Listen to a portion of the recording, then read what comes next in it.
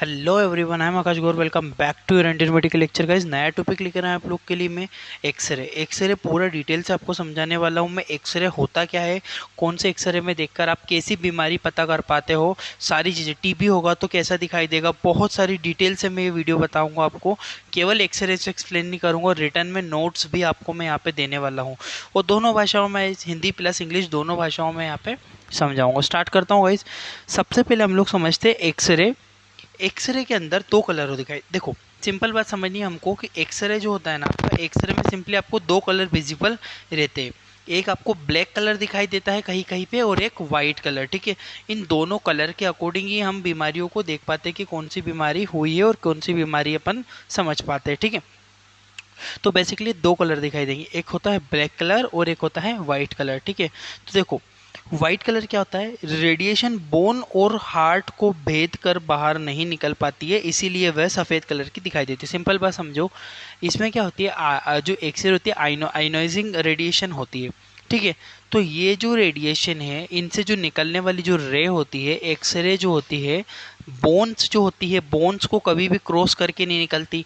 और जो आपका जो हार्ट है, क्योंकि हार्ट के अंदर ब्लड होता है, उसको भी क्रॉस नहीं करती है। ठीक है, तो वहां पे अब देखो, जैसे कि चारों तरफ आपको हड्डियां या बोन्स दिखाई दे रही है, यहाँ पे वाइट वाइट है। ठीक है, ये क्लेविकल दिख रही है। ठीक है, रिब बोन आपको दिख रही है। और जो ब्लैक ब्लैक आपको दिख रहा है ना, ये ब्लैक ब्लैक है। ब्लैक ब्लैक जो है लंग्स, क्योंकि देखो ब्लैक कलर, रेडिएशन लंग्स को आसानी से भेद कर बाहर निकल जाती है, इसीलिए वह ब्लैक कलर की दिखाई देती है। यानी कि जिसको वो नहीं निकाल पाती रेडिएशन, उनकी इमेज बन जाती है। ठीक है, इमेज बन जाती है का मतलब क्या होता है, इमेज का मतलब होता है कि ये जो आपको दिख रही है इमेज, ये इमेज बन चुकी है, उसकी फोटो जो छवि वहाँ पे छप चुकी है। ठीक है, तो दो कलर आपको एक्सरे में दिखाई दे रहे हैं सिंपली, एक है आपका व्हाइट कलर और एक होता है ब्लैक कलर। क्लियर है गाइस, दोनों चीज़ों का फंडा क्लियर रखना। मैं आगे बढ़ता हूँ, स्क्रीनशॉट ले लो इसका, फिर आगे बढ़ता हूँ। अब देखो, हमको इंपॉर्टेंट पॉइंट यानी कि महत्वपूर्ण कुछ बिंदु समझने होंगे इसमें, कि जो एक्सरे होता है ये सभी चीज़ों को देखा जाता है। ठीक है, इसमें सभी प्रकार की चीज़ों को देख सकते हैं, अलग अलग चीज़ों को समझ सकते हैं। जैसे कि क्या क्या हम चीज़ों को देखते हैं, क्या क्या समझते हैं। जैसे कि सीपी एंगल, सीपी एंगल का मतलब होता है कोस्टोफेरेनिक एंगल। ठीक है, ये एंगल देखते हैं हम लोग, हार्ट देखते हैं, लंग्स देखते हैं, ट्रेकिया देखते हैं, और गैस के बबल हम चेक करते हैं। ठीक है, अब देखते हैं हम लोग ये पांचों चीजें हम लोग कैसे चेक कर पाते हैं। आगे बढ़ता हूँ, इसका स्क्रीनशॉट ले लो। सबसे पहले आता है सीपी एंगल। सीपी एंगल आपको कैस्ट्रो एंगल कैसे लोगे आप लोग, कोस्टो एंगल। कोस्टो एंगल लेने के लिए आपको lower sharp part of lungs is called CP angle. CP angle किसको बोल रहा है, ये सीपी एंगल किसको बोलता है, ये जो आपको यहाँ पे ये वाले भाग दिख रहे हैं, शार्प पार्ट, ये नीचे वाले जो शार्प भाग दिख रहे हैं, इसको हम लोग कहते हैं सीपी एंगल। ठीक है, यानी कि नीचे वाले भागों का अध्ययन करना सीपी एंगल कहलाता है। ठीक है, इसमें नेक्स्ट चीज पढ़िए, it should be normal but it is disturbed in pleural effusion. एक बीमारी, एक प्रॉब्लम होती है जिसमें हम लोग प्लूरल इफ्यूजन कहते हैं। ये क्या होता है जरा, ये सामान्यतः जो नॉर्मली होता है, सामान्यतः अवस्था में प्लूरल इफ्यूजन होने पर वाइट कलर हो जाता है। अब समझो प्लूरल इफ्यूजन क्या होता है वो समझो। प्लूरल इफ्यूजन का मतलब होता है फेफड़ों के नीचे वाले हिस्सों में पानी का भर जाना, यानी कि ये वाले हिस्से हैं, यहाँ पे पानी भरने लगेगा। ठीक है, इसे हम लोग प्लूरल इफ्यूजन कहते हैं। जैसे कि आप देखो यहाँ पे, ये नॉर्मल व्यक्ति का चेस्ट एक्सरे है, इसमें जो मैंने आपको सीपी एंगल बताया है ना, ये वाला, अब इसमें आप लोग बिल्कुल शार्प है, तीखा हिस्सा है, नॉर्मल है। बट इसमें इधर देखो, ये क्या हो गया, वाइट वाइट हो गया। वाइट वाइट का मतलब यहाँ पे प्लूरल इफ्यूजन हो चुका है। प्लूरल इफ्यूजन का मतलब है नीचे वाले लंग्स में पानी। अब जब पानी भरेगा तो वो जो रेडिएशन है क्रॉस नहीं कर पाएगी, वाइट कलर का भाग पूरा कवर दिखाई दे रहा है। इसका आधा लंग्स इधर का और आधा इधर का पूरा कंप्लीटली डैमेज हो चुका है। वहां पे पानी की फॉर्मेशन, वाटर फॉर्मेशन भर चुकी है। ये चीज आप लोग ध्यान रखना। सही आएगा ही समझ में कि प्लूरल इफ्यूजन क्या होता है। फिर से रिपीट करता हूँ, लोअर शार्प पार्ट होता है उसको सीपी एंगल कहते हैं। जैसे डायग्राम में आप देख पा रहे होंगे, ये सीपी एंगल होता है। It should be normal but it is disturbed in pleural effusion. Pleural effusion होता है तब ये डिस्टर्ब हो जाता है। ठीक है, और जब प्लूरल इफ्यूजन होता है तो ये व्हाइट कलर का बन जाता है, जैसे कि आप लोग डायग्राम में यहाँ पे ये नॉर्मल है और ये इफेक्टेड है, प्लूरल इफ्यूजन हो चुका है इसमें, ठीक है। इसका स्क्रीनशॉट लो पुराने का, फिर मैं आगे बढ़ूंगा। इसका भी स्क्रीनशॉट ले लो ताकि आपको याद रहेगा प्लूरल इफ्यूजन क्या होता है, नीचे वाले हिस्से में पानी भर जाना। अब देखते हैं हम लोग हार्ट। अब ये हार्ट क्या होता है, इन एक्सरे जो इन चेस्ट एक्सरे जो होता है मेजर कार्डियक थोरेसिक रेशियो, ये क्या होता है, इसमें हृदय की परछाई को मापा जाता है। आपको अगर मैं बताऊं, ये आपको जो वाइट वाइट जो जगह नहीं दिख रही है, ये आपका हार्ट होता है गाइस। क्या है ये आपका हार्ट है, ठीक है, ये आपका हार्ट होता है। तो इस हार्ट का जो ये जो डायमीटर दिया हुआ ना, जो डायमेंशन इसका दिया हुआ है, ये जो डायमेंशन है ना गाइस, इस डायमेंशन की को हम लोग माप लेते हैं, इसको नापा जाता है। ये हमारा हार्ट वाला पार्ट है, ठीक है।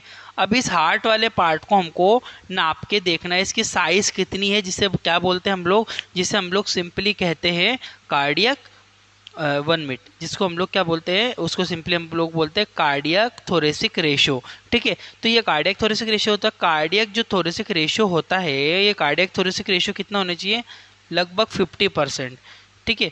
लेस देन 50% से ये कम होना चाहिए कार्डियक रेशियो। यदि 50% है ये, ठीक है। फिर यदि 50% से यदि 75 या अबव जाएगा, यदि बढ़ता है, इसका रेशो बढ़ता है, तो यदि इसका रेशो बढ़ता है इस कारण से कार्डियक थोरेसिक रेशो बढ़ जाए किसी कारण से, तो इसे क्या बोलते हैं, कार्डियोमिगेली। कार्डियोमिगेली का मतलब होता है हृदय का आकार बढ़ जाना। आई होप क्या गाइस आपको इतना चीज़ें समझ में आई होगी। फिर से रिपीट में कर देता हूँ। जो इन चेस्ट एक्सरे होता है, कार्डियक थोरेसिक रेशियो हम लोग पता करते हैं। Cardiac thoracic ratio minimum, cardiac thoracic ratio का मतलब होता है कि जो हार्ट है आपकी, इसकी परछाई को नापना, इसकी परछाई लगभग 50 से कम होना, 50% से कम होना चाहिए। बट किन्हीं कंडीशन में किसी प्रॉब्लम की वजह से बढ़ गई कार्डियक थोरेसिक रेशियो, तो इसे कार्डियोमिगेली के नाम से जाना जाएगा। स्क्रीनशॉट ले लो। नेक्स्ट आते हैं हम लोग लंग्स, फेफड़ों के ऊपर। अब देखो अब मैं इसमें गाइज आपको निमोनिया बताऊंगा, टीबी बताऊंगा, सब आगे बताने वाला हूँ, ठीक है। इन लंग्स बट आप पहले डिटर्मिनेशन तो करना सीखो, आप कैसे पता करोगे, ठीक है। In lungs determine the lungs field. अब इसमें हम फील्ड के जो लंग्स के अलग अलग भागों का अध्ययन करते हैं। तो देखो जो लंग्स होते हैं ना, ये अलग अलग लोब्स में डिवाइड, जैसे कि जो आप डायग्राम में देख पा रहे होंगे, ये हमारा लंग्स है। जो राइट वाला लंग्स है 3 भागों में डिवाइड है, राइट, मिडिल और नीचे वाला, ठीक है। और ये वाला केवल 2 ही भागों में विभाजित है, ऊपर वाला और नीचे वाला। तो इन तीनों भागों का अध्ययन आपको करना होता है, ठीक है। इसमें ब्रोंकोवस्कुलर मार्किंग को भी देखा जाता है। अब ये ब्रोंकोवस्कुलर मार्किंग क्या होती है गाइस, यदि आप लोग चेस्ट एक्सरे यहाँ पे देखोगे तो आपको यहाँ पे कुछ वाइट वाइट जो शाखा है, जैसी ब्रांचेस जैसी दिखाई दे रही है, इसको क्या बोलते हैं, ब्रोंकोवस्कुलर मार्किंग में हम लोग करते हो। जैसे कि यहाँ पे आप लोग यहाँ पे इस वाले एरिया में देखो, आप इस वाले एरिया में देखो, आप यहाँ पे जो छोटी छोटी शाखा है इसमें, जैसे कि इसमें देखो खास करके, ये जो आपको छोटी छोटी शाखा है यहाँ से दिखाई दे रही है, ऐसी ऐसी, ये जो वाइट वाइट जो शाखा इधर है, इसको बोलते हैं ब्रोंकस, ये ना, क्योंकि ब्रोंकाई होती है आपके। तो इनको देखा जाता है, इनमें कोई प्रॉब्लम तो नहीं हुई है, कोई इन्फेक्शन तो नहीं हुआ है, तो उससे हम लोग डिटरमाइन कर सकते हैं, ठीक है। तो लंग्स में हम लोग फील्ड देखते हैं। स्क्रीनशॉट लो, फिर आगे बढ़ता हूँ। देखो गाइस दिया हुआ है, लंग्स के भाग बताए हुए हैं यहाँ पे। ये होता है हमारा सुपीरियर लोब, मिडिल लोब और इन्फीरियर लोब, और इधर वाला है आपका सुपीरियर लोब और इन्फीरियर लोब। इनमें कोई संक्रमण होता है तो उसके अकॉर्डिंग डिसीज को देखा जाता है। अब देखो ट्रेकिया क्या होता है। In x-ray trachea slightly tilted right side, trachea थोड़ी सी सीधी फेफड़ों की तरफ दबी हुई रहती है। अब जैसा डायग्राम देखो आप लोग, अगर आप में यहाँ पे दिख रहा होगा तो ये जो आपकी जो ट्रेकिया है बिल्कुल आपको राइट साइड पे यहाँ पे दबी हुई दिखाई दे रही होगी, ठीक है। देखो डायग्राम ये वाला देख लो, तो ये किस साइड दबी हुई है, राइट की साइड दबी हुई रहती है। तो इसको भी देखा जाता है, इसको भी मेजर किया जाता है, ठीक है। इतनी चीज समझ में आई आपको। तो इसको बोलते हैं trachea slightly tilde down right side, ठीक है।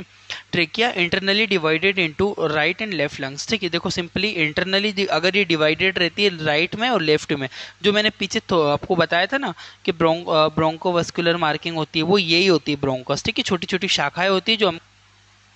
अब आगे बढ़ता हूँ मैं, ऐसे इसका स्क्रीनशॉट लो आप लोग। अब बढ़ते ट्यूब, अब कुछ डिसीज़ वगैरह में हम लोग देख लेते हैं कि डिसीज़ में कैसे एक्सरे दिखाए। अब जैसे कि ट्यूबरक्लोसिस, किसी को टीबी हो गया, तो टीबी में जो चेस्ट एक्सरे है उसमें आप कैसे पहचानोगे इसको टीबी हुआ है। देखो दो चीज़ें देखेंगे, एक कैविटी देखते हैं और एक होता है hilar lymph node. Hilar lymph node क्या होता है, ट्यूबरक्लोसिस होने पर लिम्फ नोड बड़े हो जाते हैं। अब ये इस डायग्राम में आप देखो तो आपको लिम्फ नोड क्या होते हैं, देखो जरा डायग्राम में, यहाँ पे देखो, अब मैं बताता हूँ। ये जो स्ट्रक्चर आपको दिख रहा है यहाँ पे, ये लिम्फ नोड सूजे हुए हैं, ठीक है, स्वेलअप हुए हैं ना, ये दिख रहा है आपको लिम्फ नोड। यहाँ पे जो लिम्फ नोड है ये सूज गए, लिम्फ सूजी हुई है, यहाँ पे लिम्फ बनी हुई है।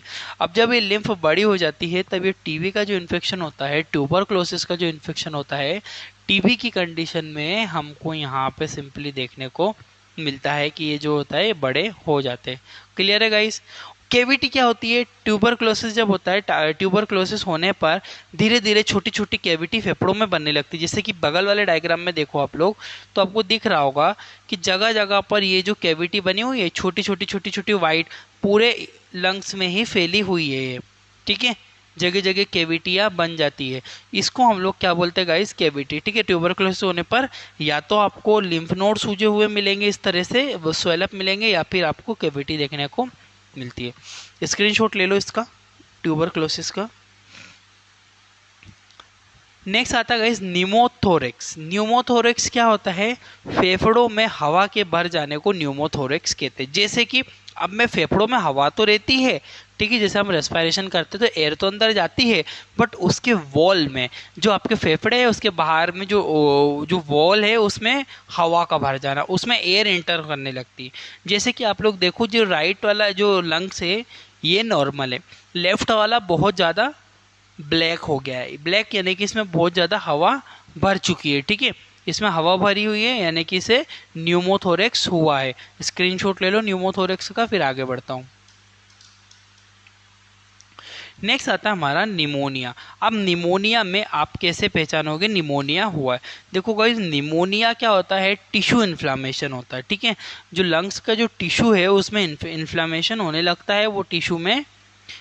तो आप देखो यहाँ पे सिंपली कि जो जो लोअर वाला लंग्स है ये लेबर निमोनिया का है ना। लेबर निमोनिया मतलब डाउन वाला जो निमोनिया है यहाँ पे, इसका पूरा एरिया कवर हो चुका है, ठीक है, ये आप लोग यहाँ पे देख सकते हो, इसको हम लोग बोलते हैं लेबर निमोनिया। तो निमोनिया का कुछ इस तरह से एक्सरे आप इसको पहचान सकते हो।